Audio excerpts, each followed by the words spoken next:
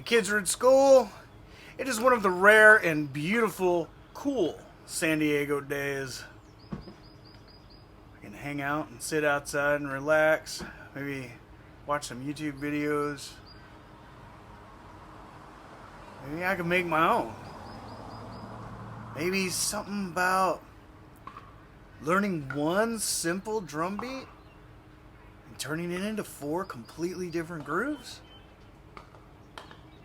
Let's head into the studio and give that a shot. Just like anything, when you're learning how to play drums, it can be very overwhelming and intimidating at first. It seems like there's always so much to learn, and you're kind of far behind the curve. But in a lot of rock and pop drumming, there's a very foundational groove that you should know, which you probably already do if you spent more than 15 seconds behind a drum kit. But there are plenty of ways to vary that up. So you only have to learn one basic beat, and you can turn it into a bunch of different feels. Let's check it out.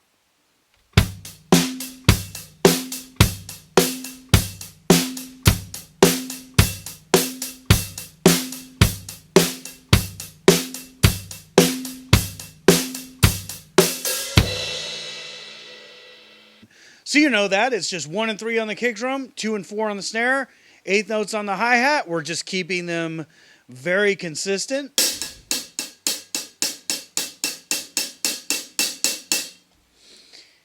And that's a great groove. You can play a lot of popular songs with nothing else.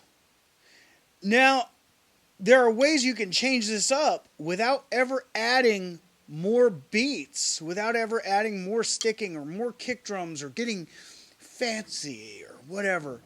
It's just where you put your accents. So maybe we can accent the quarter notes with the right hand on our hi-hat and see how that changes the groove. I'll play a couple bars of no accent and then a couple bars accenting the hi-hat, and you'll be able to tell pretty quickly how it completely changes the feel of what I'm playing. Although the only thing I've changed is instead of just kind of going tip, tip, tip, tip, tip, tip, tip on my stick, now I'm just going shoulder tip.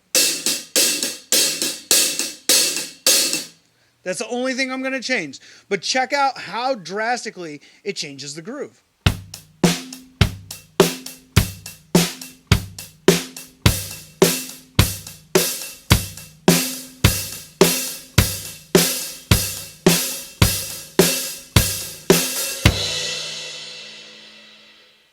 It changes everything. It makes it so much more aggressive and hard-hitting.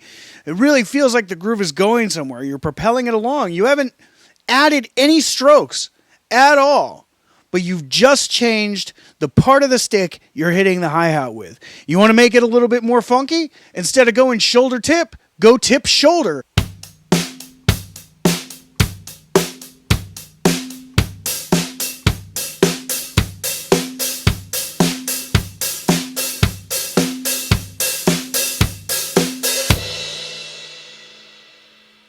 So obviously, you know, that gives you that sort of disco thing. In fact, if you wanted to add opening your hi-hats with your left foot, just letting up on your left foot in those hands, you would get disco without changing the strokes that you're hitting at all. All you're doing is releasing your hi-hats on the ands. Bonus tip!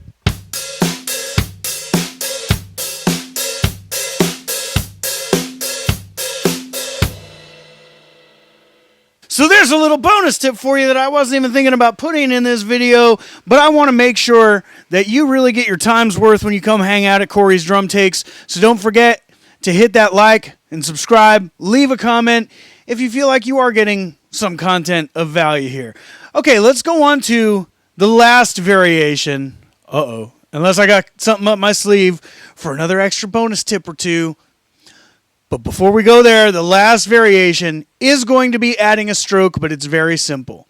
We're just going to, instead of going 1 and 3 on the kick drum, we're going to do what's called a 4 on the floor, which means we're going to put the kick drum on all 4 quarter notes. Snare's going to stay on 2 and 4. We're going to keep 8th notes on the hi-hat, just nice and solid, no big accents, and it's going to sound like this.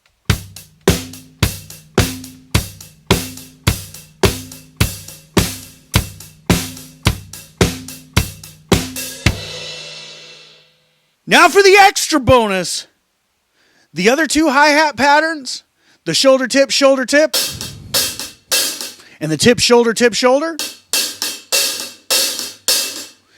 You can use that with your 4 on the floor groove, just like straight eighth notes. So you can go from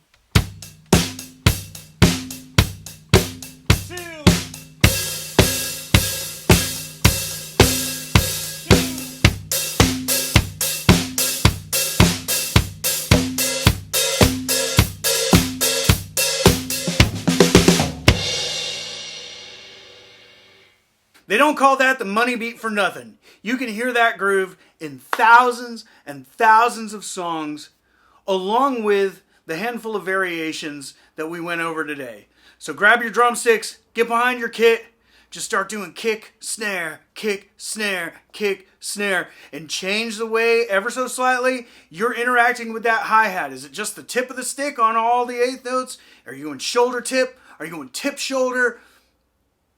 Just try out different things, different grooves, and see how each of those very subtle and small changes that should be pretty easy for you to incorporate will completely change how it feels and how it might interact with the band.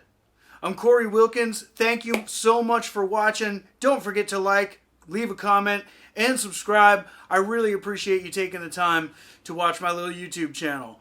I'll see you soon.